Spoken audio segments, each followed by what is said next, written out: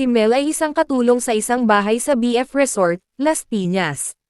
Tuwing linggo, pinapayagan siya ng kanyang amo na maglaro ng bingo malapit sa court. Bagamat gabi ginaganap ang laro, masaya ito at maraming premyo. Mas enjoy ni Mel ang bingo dahil kasama niya ang kanyang crush na si Damian, isang security guard sa BF Resort. Madalas silang magkasama tuwing bingo night, kaya tuwang-tuwa si Mel sa tuwing darating ang linggo. Ngunit isang linggo, hindi nakasama si Damian. May bigla ang trabaho kasi siya kaya't mag-isang nagpunta si Mel sa bingo. Medyo malayo ang court at walang tricycle na masasakyan, pero iniisip niyang sulit ito dahil may bagong iPhone daw ang jackpot. Sa kanyang paglalakad papunta sa court, napansin ni Mel na tila kakaiba ang paligid. Tahimik ang mga kalye at ang mga poste ng ilaw ay nagbabaga ng malamlam na liwanag. Habang papalapit siya sa court, nakaramdam siya ng kakaibang lamig na tila bumabalot sa kanyang katawan. Hindi siya sanay na mag-isa sa ganitong oras, pero hindi niya pinansin ang kaba at nagpatuloy lang siya sa paglakad. Nang makarating siya sa court, napansin niyang kakaunti lang ang mga tao. Hindi tulad ng dati na puno ng kasiyahan at ingay, ngayong gabi ay tila may kakaibang katahimikan. Agad na umupo si Mel sa kanyang paboritong pwesto at nagsimulang maglaro. Habang nagpapatuloy ang laro, napansin niyang may isang matandang babae na nakaupo sa kabilang dulo ng court.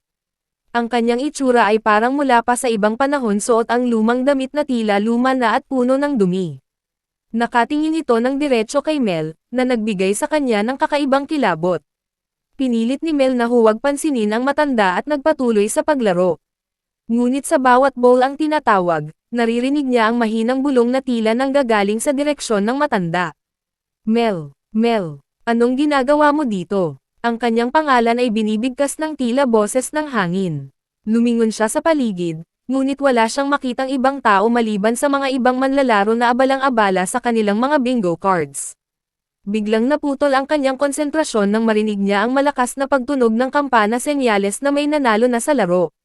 Tumingin siya sa direksyon ng kampana at nagulat nang makita niyang walang tao sa paligid ng court. Biglang dumilim ang paligid at unti-unting naglaho ang mga tao. Natakot si Mel at mabilis na nagdesisyon na umuwi. Tumayo siya at nagsimulang maglakad pa uwi, ngunit naramdaman niyang may sumusunod sa kanya. Hindi niya magawang lumingon dahil sa takot. Biglang nag-init ang kanyang pakiramdam at napansin niyang ang paligid ay nagiging mas madilim. Habang nagmamadali siyang umuwi, naramdaman niyang may malamig na kamay na humawak sa kanyang balikat. Mel, narinig niyang muli ang boses ng matanda. Nang humarap siya, nakita niya ang matandang babae na nakangiti ng nakakatakot. Ang jackpot na hinahanap mo, narito na, sabi ng matanda habang iniaabot ang isang lumang iPhone na puno ng mga basag at gasgas. Hindi makagalaw si Mel sa takot. Bigla niyang naalala ang mga kwento ng mga kababalaghan sa kanilang lugar.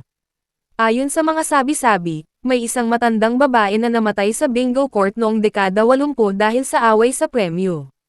Mula noon, sinasabing nagpapakita ang kanyang multo sa mga taong naghahangad ng malaking premyo. Sa kanyang takot, tumakbo si Mel papalayo at hindi na lumingon pa. Pagdating niya sa kanilang bahay, nanginginig siyang pumasok at sinarado ang lahat ng pinto at bintana. Simula noon, hindi na muling nagbingo si Mel tuwing linggo ng gabi. Nalaman din ni Damian ang nangyari at sinigurado niyang hindi na muling mag-iisa si Mel.